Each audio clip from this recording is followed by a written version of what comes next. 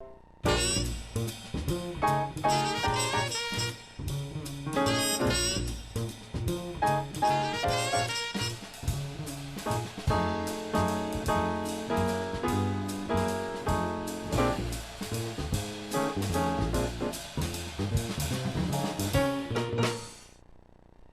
I'm Robert Osborne. The TCM spotlight on great Southern writers and the movies adapted from their novels continues. And I'm joined once again by author John Grisham, the writer behind international bestsellers such as The Client, A Painted House, and now a new book called Rogue Lawyer. We're so pleased to have you here, John. My pleasure. Now, our movie that we have coming up stars Gregory Peck as a small-town Southern lawyer who defends a black man accused of a crime which results in stirring up many emotions among blacks and whites in that Southern community. It's based on Harper Lee's novel, one of the most celebrated stories of our time. It's To Kill a Mockingbird, of course. Now, this is supposedly the only book she ever wrote, till we found out this year she supposedly wrote another one. Do you think she did? Or do you think that was... She wrote the other book. What was bizarre about it was for 50 years, she said this was her only book. Right. The Go Set a Watchman, came out a few months ago, and it was actually written before Kill a Mockingbird.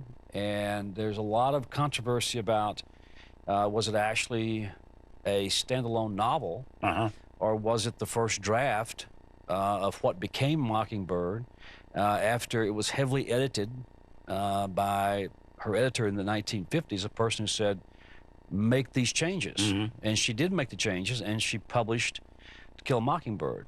So there's a lot of unknowns about this book and the manuscript, where it came from, how it was discovered, and why it was published. But it's a pretty good book.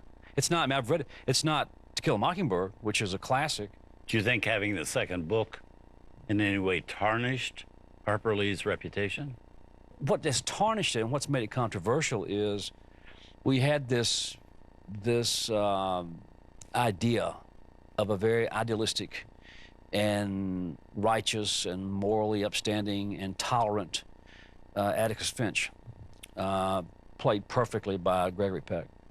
And then the subsequent book, Go Set a Watchman, you realize that he was not that way. He was a racist who said horrible things about black folks. And so yeah, that's kind of hard to swallow.